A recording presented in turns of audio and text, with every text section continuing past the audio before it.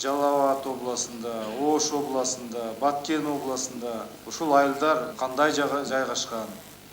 Коркунуч барбы, жокпу? Анан кийин азыр биз айылды берсек статусун. Эртең ал жерде жер көчкүнүн астында турса, эртең анан кырсык болсо, анан ал жерден көчүрүш керек, компенсация төлөш керек. Ушундай бир анализ барбы сиздерде? Өкмөттө.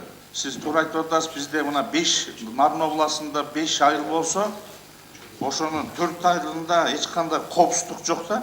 Мен да жалпысынан жооп берип коеюн. Бул жерде мына Өзгөн районунда Кызыл Октябрдагы ынтымак айылда ушу жер көчкүнүн кесепетинен тескерисинче көчүп келип жаңы айыл түзүлгөн. Анан бардык жеринде ар бир айылды МЧСтин өкүлдөрү баягы өздөрүнүн заключениясын берген, биз макулдашып алдык бардык айылдар боюнча. Мен бул маселени көтөргөнүн себеби эртең ушул айылдарда кандайдыр окуя болуп өзгөчө кырдаал багытында.